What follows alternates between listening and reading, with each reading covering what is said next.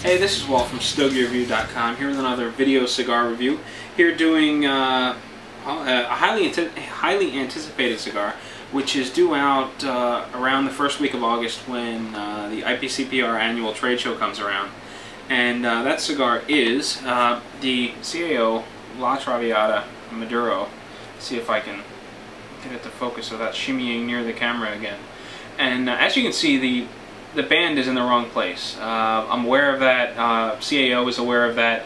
It looks ugly, but they're well aware of it, and it is a result of pre-production. Just pre-production. The band's were placed in the wrong place, and that will be fixed later on. Actually, the red band will be tucked up behind the primary band so that Maduro just sort of shows through. All in all, the makeup of the cigar is very similar to the original in that the binder and filler is the same. It's the same Cameroon binder and Nicaraguan and Dominican fillers. There are 2 Ligeros in there. But the main difference is the wrapper being Connecticut Broadleaf Maduro.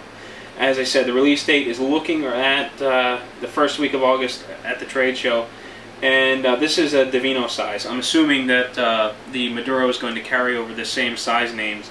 And the Divino is for Robusto, and it's a 5x50. Just sort of glancing at my notes as I go along here. So with that said, I'm dealing with a couple of things. I'm live blogging this, so I've got a camera that's kind of distracting me, flashing on the screen over here, and the lighting's not great. I had to pivot my lights so that they weren't blinding the camera, although they probably still are.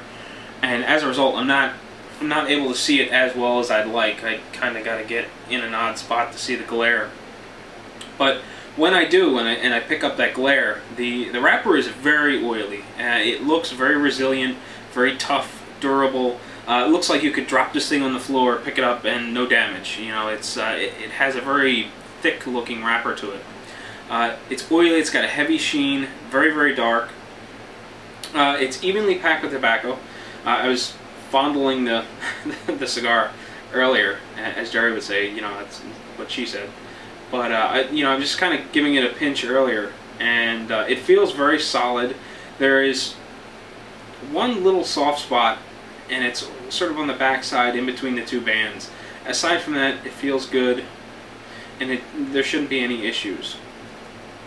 The construction looks good. I'm not seeing any visual flaws, anything cosmetic. The cap looks neatly placed. The seam running down the cigar looks nice and smooth, like it was done in one smooth motion, not like it was chopped, and it's, you know, it doesn't have those zigzag marks or anything like that. So all in all, the cigar looks good, and I'm going to go ahead and cut and light it, and then move on from there.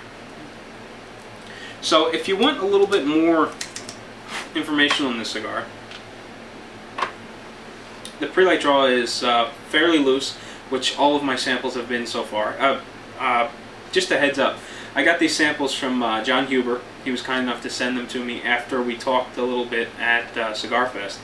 And I was going to say, if you want more information, head on over to the interview that we did with John Huber at Cigar Fest, and he fills you in a little bit more on the cigar. That's where I got some of my notes from. So there's additional information if you're looking for it. As far as the pre-light draw goes, it's nice and loose, very little resistance. I personally prefer that in a cigar. Some people will take a puff and say it's way too loose, but personally I prefer it.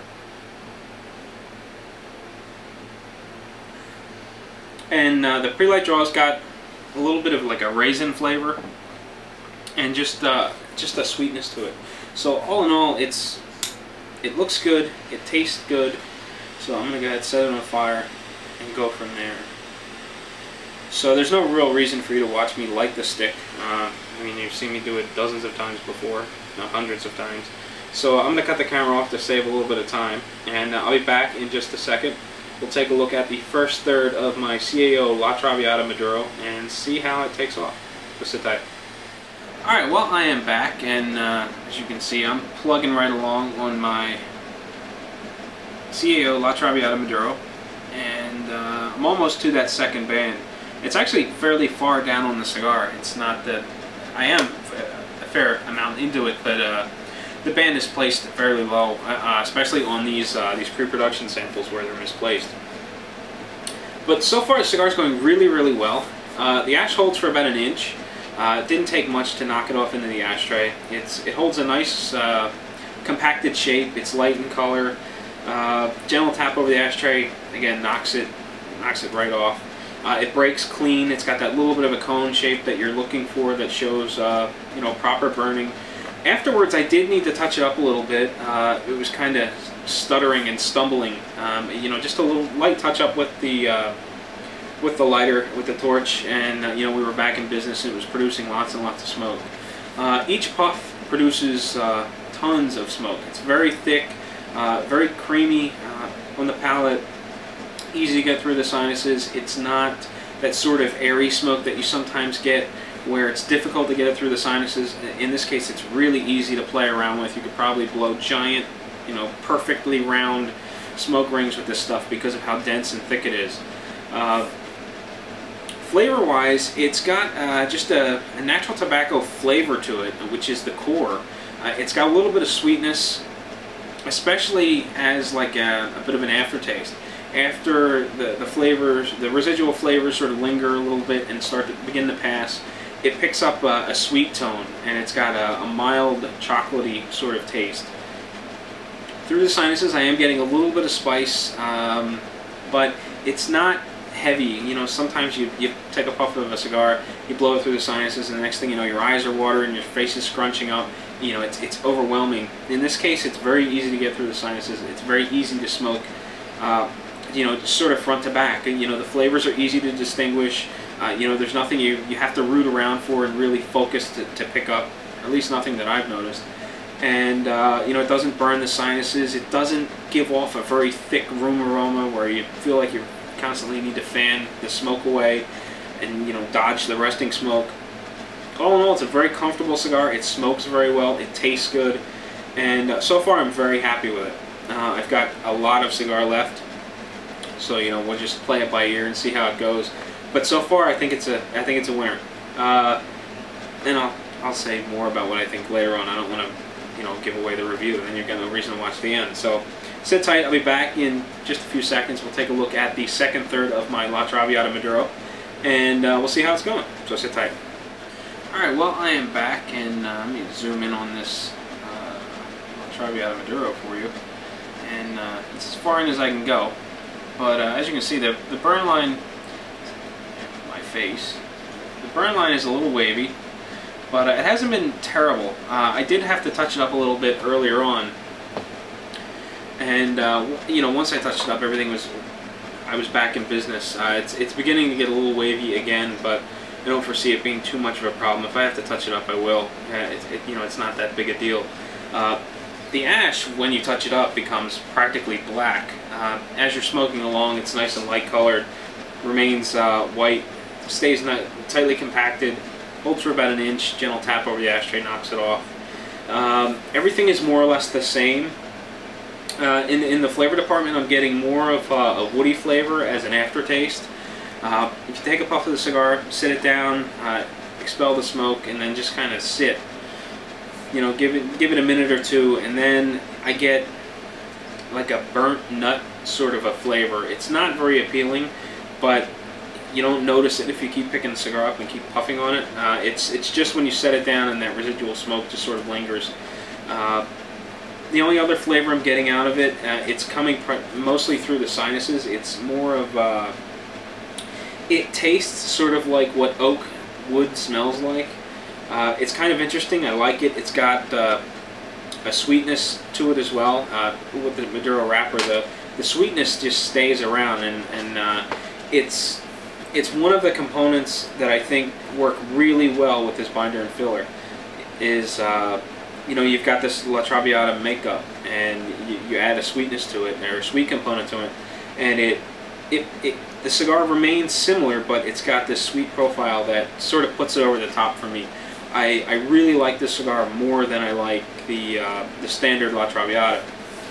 Now, you know, this kind of goes back to one of the things that Jerry said a while back. Actually, probably a few years ago, he said that I think it was the Partagas Maduro, or the Partagas No. 8 Maduro. He said, you know, he smoked that cigar constantly. You know, he smoked so many of that cigar, so many of those, that he became intimate with it. You know, he knew what to expect. You know, he had cigar after cigar after cigar, boxes after box.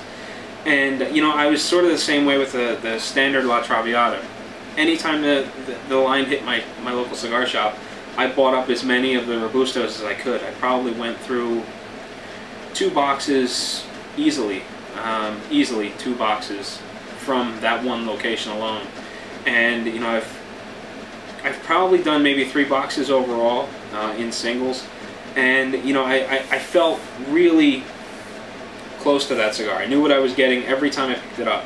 If I picked it up and it felt, you know, it felt a little soft, I knew that the draw was going to be a little bit loose. I knew that it was going to warm up a little bit at about the halfway point. If I picked it up and it felt heavy, I knew that, you know, the draw was going to be a little stiffer, and I may run into problems with holes in the filler. I knew that, you know, 9 times out of 10 that I was going to have a cigar that I wouldn't have issues with. I was going to have one cigar that I was going to get a hole in the filler, and the smoke was going to be airy, and this was out of the Robusto. And I knew that when I picked up the Toro, my chances of getting a hole in the filler increased, because I had smoked so many of them. I knew what to expect before I even picked it up off the shelf. You know, with the Churchill, the likelihood of a problematic cigar reduced. It was those 3 sizes that I stuck with, primarily the Robusto. I probably went through close to a box of Toro, if not a box, and maybe a half a box of Churchill. And you know, I just became so, you know, so close or intimate with that cigar that you know, I just knew what went well with it. I knew that in the evening, if I picked up that cigar and I poured myself a glass of Zaya on the rocks, that it was going to be just a miraculous sort of pairing in the evening. If I wanted to smoke it earlier on in the day and I still wanted something stiff to go with it, I knew it was probably a better idea to go with bourbon, just because it seemed to pair better with it at that time of day. So I became really, really close with that cigar. I'm not that close with this one. This is my 5th one, and I look forward to having boxes upon boxes of them, as long as the price point stays the same. You know, with the Connecticut Broadleaf Maduro wrapper, there's going to be a little bit of a price increase. I expect, you know, the tobacco to cost more for CAO, so in essence it's going to go up for the consumer.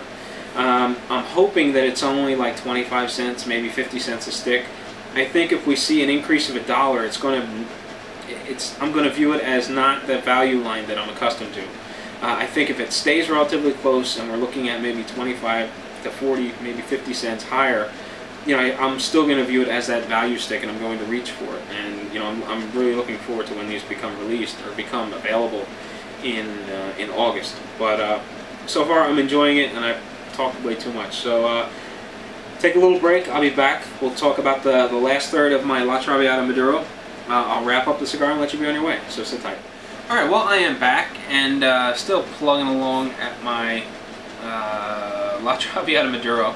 And it's beginning to get a little warm, and I really haven't been keeping track of the smoke time, primarily because you know, I'm live blogging this. I'm on TalkBox with Mike. Big Slim was on for a little while. Mike from Mike Stogie's was on for a little while. Cigar Craig was on for a little while. So you know, the cigar spends more time in your hand than it does in the ashtray in this situation. But so as a result, it's smoking a little bit faster than it normally would. There hasn't been much change. It's been, I don't want to say straightforward, because there have been a couple of twists and turns along the way, but it's, turn this exhaust fan off, see if it's noticeably quieter.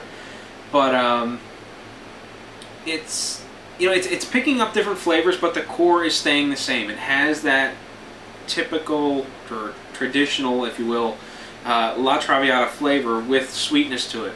Now there are some woody flavors mixed in, some burnt nut flavors here and there. I'm getting a sweet dark chocolate sort of flavor here and there. I'm getting an oaky sort of aroma through the sinuses, and that's all that I'm picking up. And looking at notes from my other samples, that's all I was getting out of those too. So it's not an overly complex cigar, but again, it's when you couple what you get for the money that you spend for it, it becomes a tremendous value and something that I think exceeds its monetary value. I think the cigar, as far as the value is concerned, I think it's a home run. They knocked it out of the park. It is it's great for what you spend for it. It exceeds other cigars in its price class. And I think it goes a little bit beyond what the original La Traviata did as far as being a value cigar goes. I think it's got a richer flavor profile. It's slightly more complex. It's got a sweetness that, although it wasn't really missing in the original, you sort of think that it may have been missing, because I like this one more. So all in all, I think it's a very good cigar. I'm looking forward to the launch in August. John was saying that it comes out first week of the trade show. So I don't know whether it's going to be on retailer order forms before then, and it will be shipping first week of August, or if it will become available for order first week of August. If it becomes available first week of August, then you're probably not going to see it until maybe September by the time it ships and cigar shops start picking it up. If it's on the order form and it starts shipping at IPCPR, then you're looking at getting it in local shops first week of August. I'm not sure how it's going to work out, but the release date is pretty close. It's what, a month and a half away, something like that. So 2 months, maybe 3 months tops. But again, I think it's a very good cigar for the money, and I'm looking forward to smoking many, many more. And would urge you to try it as well, as long as you really like that La Traviata, the original. I think you'll love this one. So I'm stumbling all over my words, kind of babbling, don't know what to say next. So with that said, I'm just going to cut it short and tell you again, I'm very happy with it, and I look forward to smoking more. So until next time, happy smoking.